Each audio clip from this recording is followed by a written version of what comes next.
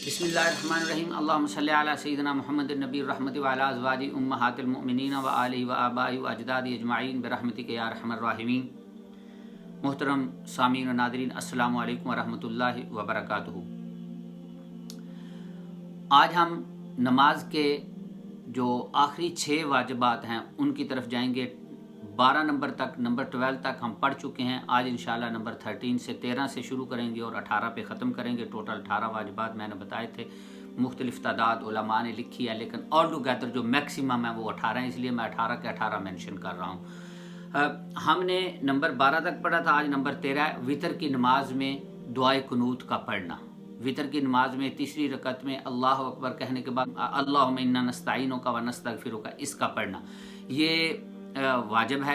या जो भी दुआ वितर में पढ़ते हैं ये पढ़ना वाजिब है। अगर ये रह जाए तो हमें सजदा साफ करना पड़ता है। रुकू में चले जाएं तो वापस आके हम ये वितर की दुआ नहीं पढ़ सकते, फिर रुकू करना है, रकत मुकम्मल करनी है और सजदा साफ करना है। और इसी तरह आगे नंबर 14 जो है ईद की तकबीरात, 2 रकात नमाज ईद उल फितर या ईद उल दुहा बमा वाजिब 6 तकबीरों के, वो जो 6 तकबीरें हैं वो वाजिब हैं। और नंबर 15 ईद की नमाज में दूसरी रकत में रुकू के लिए तकबीर कहना, यानी दूसरी रकत में हम जो 3 तकबीरें कहते हैं उसके बाद जो रुकू की तकबीर है वो कहना लाजमी है। अगर नहीं कहेंगे तो नमाज नहीं होती, वाजिब रह जाता है। और ये जो बड़े इज्तिमात होते हैं इनमें सजदा साफ नहीं करना चाहिए, बल्कि नमाज को लुटाना चाहिए अगर इमाम से कोई गलती हो जाती है तो। और फिर उससे आगे अल्लाह अकबर कह के नमाज का शुरू करना, ये भी वाजिबात में आता है। ये नंबर 16 है। और नंबर 17 जो है इमाम का फजर, इशा और मगरब, जुमा, ईद और तरावी और रमज़ान के वितर में ऊंची आवाज़ से कुरान पाक की तिलावत करना, ये नंबर 17 है। और नंबर 18 ज़ोहर, असर में और दिन की सुन्नतों और नफलों में आहिस्ता कुरान पाक की तिलावत करना। फिर बताता हूँ, ज़ोहर, असर और दिन की सुन्नतों में, नफलों में आहिस्ता कुरान पाक की तिलावत करना, ऊंची आवाज़ से ना पढ़ना ताकि दूसरा आदमी आपका ना सुन सके। ये 18 वाजिबात हैं जो टोटल हमने पढ़े हैं। और इनमें से अगर कोई छूट जाए तो हुक्म यह है कि सजदा साफ करना होता है। हाँ, अलबत्ता अगर पहले जो 12 हमने पढ़े हैं किसी को नहीं याद तो पहले वाली वीडियो पे जाएं, जाके क्लिक करें।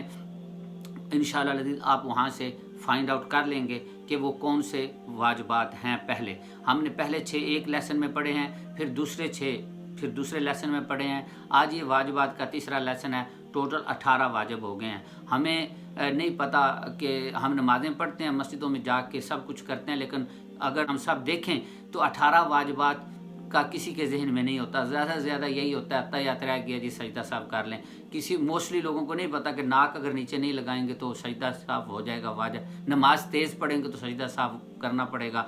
यानी ये सारी वो चीज़ें हैं। या पहली अत्तहियात जो है हम अब्दु व रसूल तक पढ़ के अल्लाहुम्मा सल्ली अला पढ़ते हैं, ये सिर्फ 3 वर्ड पढ़ लेते हैं तो हमें सजदा साफ करना पड़ेगा। अल्लाहुम्मा सल्ली अला 3 लफ्ज़ पढ़ते हैं, इतना भी तो सजदा साफ जो है वो वाजिब हो जाता है। तो इन सारी सूरतों में ये अल्हम्दुलिल्लाह अल्लाह पाक ने मुझे तौफीक बख्शी कि मैं अपने मुसलमान बहन भाइयों को नमाज अदा करने का दुरुस्त तरीका सिखाने की कोशिश करूं।